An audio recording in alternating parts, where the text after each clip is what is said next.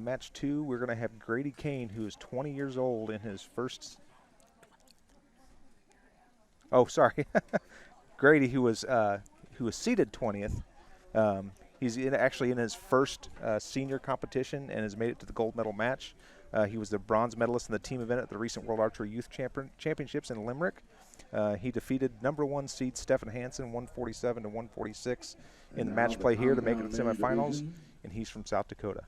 Yep, and then going up against him is Sawyer Sullivan, and he actually goes straight to Berlin after this for the World Championships. And so he'll probably come in here, try to do what he can before hopping on that plane. And he beat Jimmy Lutz, actually, in the semifinals, 148 to 147, so really close match there. And Sawyer's from Minnesota. Sawyer Sullivan. This should be a really, really good match. Two young kids that have been coming up, shooting all the USAT stuff. Grady, like I said, it's his first senior competition. He's been shooting in the young adult class. And Sawyer's a young one, too. I think he broke a youth world record a few years ago. Yeah, I think last year or 2 years ago, he was breaking a whole bunch of records, jumped up to senior last year, and made the World Cup team his first year, which is really cool. And they were both actually in Ireland with me a few weeks ago and did really, really well. Awesome. So we're going to start off here. It looks like Sawyer's going to lead off.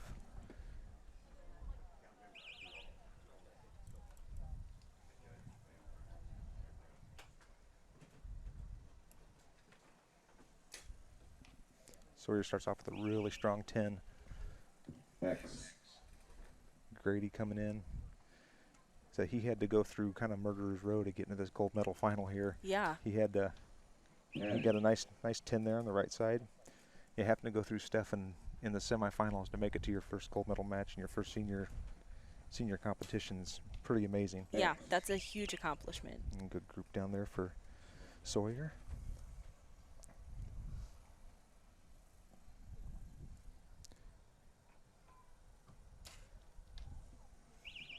The other one on the right side. I saw Sawyer grab a couple clicks on a scope. So on these sights, you've got micro adjust where you can move it right, left, up, down just a little bit. So it looks like he put a couple clicks in because he wasn't real happy with where it was landing, even though it was basically on the stride. Yeah, right there. Sometimes those are safety clicks for yourself mentally more than anything. Clicks. Yeah. Good, strong shot for Grady there to end. Looks like we're going to come away with a perfect score for the first in. So these guys are also at 50 meters with that same 80 centimeter target with the cumulative scoring. So what do you think of cumulative versus the set points that we'll see later? Cumulative makes every arrow matter. I mean, you could, in set points, if you completely miss the target, you can still come back and win it. Where here, if you miss the target, you're basically down 10 points on your competitor, and it's going to take a miracle for you to be able to win that match. So the match plays got its nuances where it can be fun, exciting to see someone come back and win, but to make every single arrow count, it's a lot more pressure. It's a lot more pressure through the whole match. So set play, if you get behind in an end, you kind of, okay, let's try to work on this and see, because you don't really care where the arrow lands because you're going to lose the end anyway, and you're only going to lose 2 points. But this, like, you've got to keep the pedal pressure on. Got to keep the pedal to the metal the entire 15 arrows.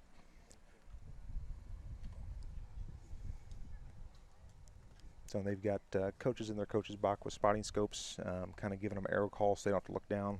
Like I said, there's only 20 seconds per arrow, so it seems like a lot, but it goes quick. By the time you get to full draw and anchor and get on target, 20 seconds does not seem like that much time. Especially if there's any type of, you have a doubt in your shot, there's really no time to let down. Yeah. So making sure that while the other person's shooting, you're setting up really strong and you're mentally ready for your shot to come is important. We're going to have Sawyer leading, maybe Grady leading off here this second end. They must have, it looks like they called Grady's one arrow out because he has a 29 down there on the board. And that one looks like it's just low a little bit.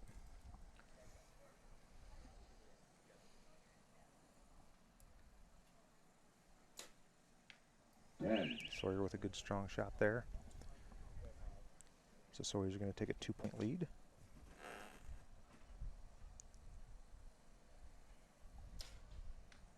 Another one out to the 9 there. So both Sawyer and Grady are both shooting hinge releases.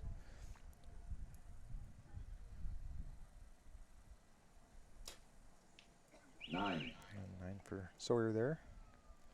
See if Grady can get a 10 in here and bring the match back a little closer.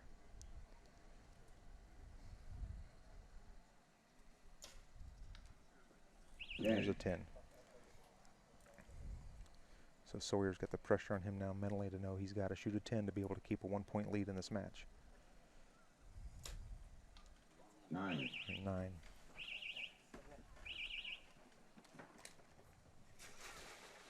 So 58 to 57 right now with Sawyer up.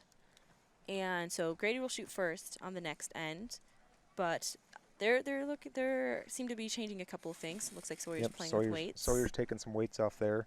I don't know if he was playing with his weights during qualifications when it got real windy. He was adding a bunch of weight to his bow to try to slow the movement down a little bit. So maybe with the wind calming down a little bit, he's wanting to have a little bit more freer movement in his bow. Yeah.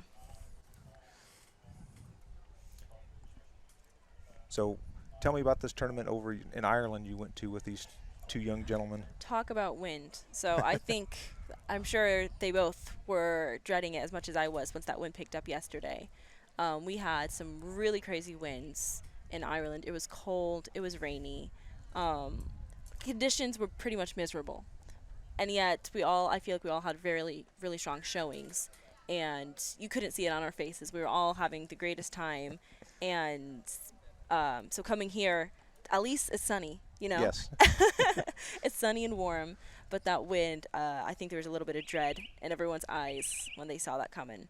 But they're used to it, you know. These are great shooters. They know what to do and how to adapt. Yeah, I know everyone was talking about yesterday having to come back and like reset their shot process after shooting in that wind all day. So Grady's going to lead off here in the third end. Down by 1. Nice strong X to start with for him.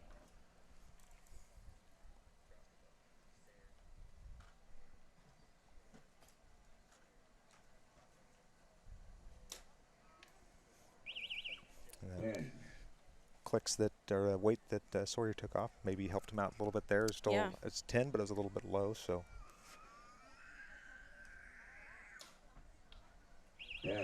nice follow up for Grady there.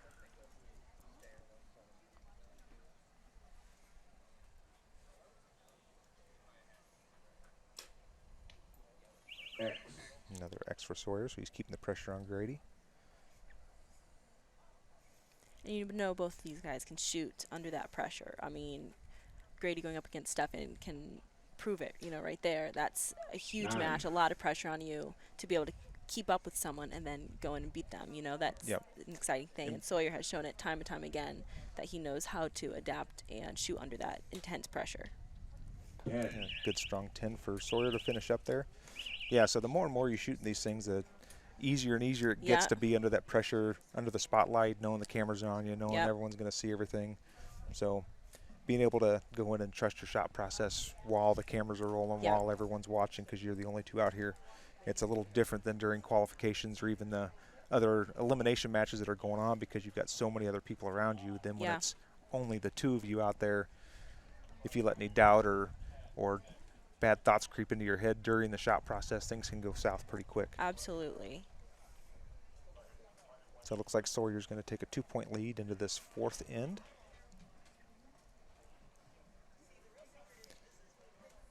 Coach is getting them some waters and getting their arrows back from the previous end.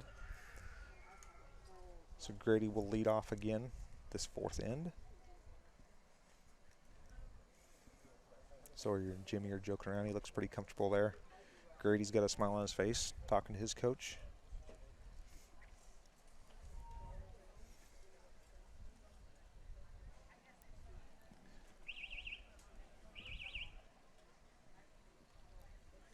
All right, and so now we are going into the fourth of 5 ends here.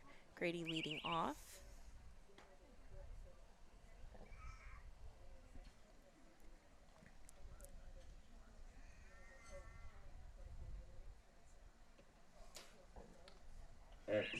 Good, strong shot for Grady.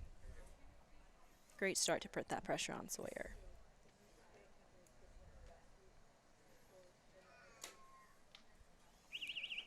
So you're maybe open the door here a little bit. So we've got 5 arrows left in the match. So Grady just has to be able to keep the pressure on Sawyer, make sure he can keep putting them in the middle.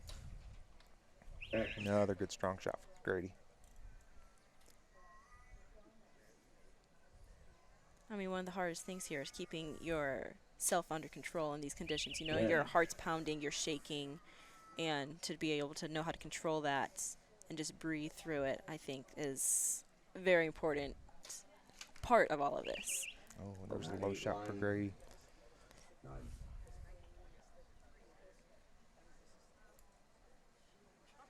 So if Grady, or if Sawyer can put another 10 in here, yep, he's going to increase that lead pretty substantially there going into the last end.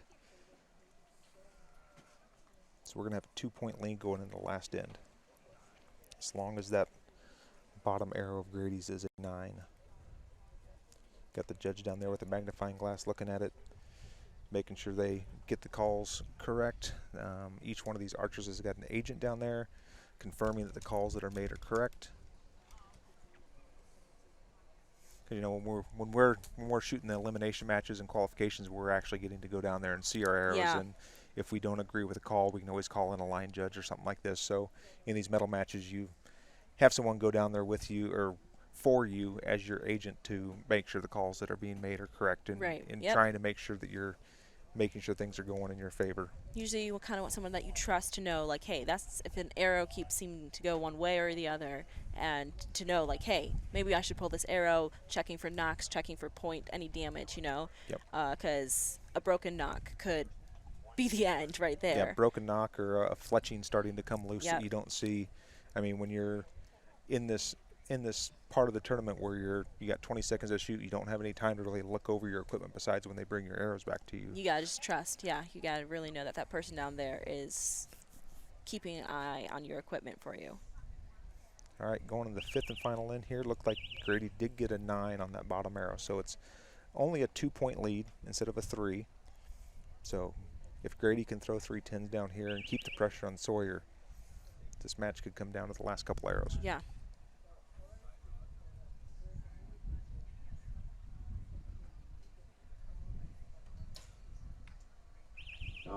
Yeah, 9 off the left there.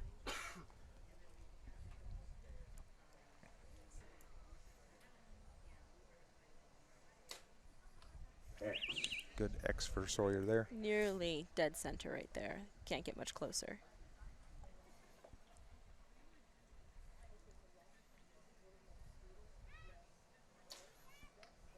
Good 10 for Grady. That's all you can do when you're at this point, when you're down by 3. You just, all you got to do is keep focusing on the 10, put the pressure on your opponent, and woo, with that follow through. Sawyer did not like that shot, but it went in the highest value ring possible on that target. I'm jealous. I wish I could sometimes have those follow throughs and get them up there. Good finish for Grady there. So Sawyer's got to keep this one an 8 ring or better to come away with a win. And a 10 that's to a 10 finish. right there. Good finish for those guys. I know they're good friends. They're young enough. They're gonna be seeing each other quite a bit these next few years when they're coming up through the ranks. So, great match. Said it was close the whole way. Back and forth. Sawyer never really relinquished a lead, but Grady hung around there the whole time. Really put the pressure on him. And then that second last end when he had that one go really low, that kind of turned the tide towards Sawyer a little bit, and he finished out strong, shot some 3 good 10s, and put him up at a 147 to 144 for the win. Target 2, Sawyer Sullivan.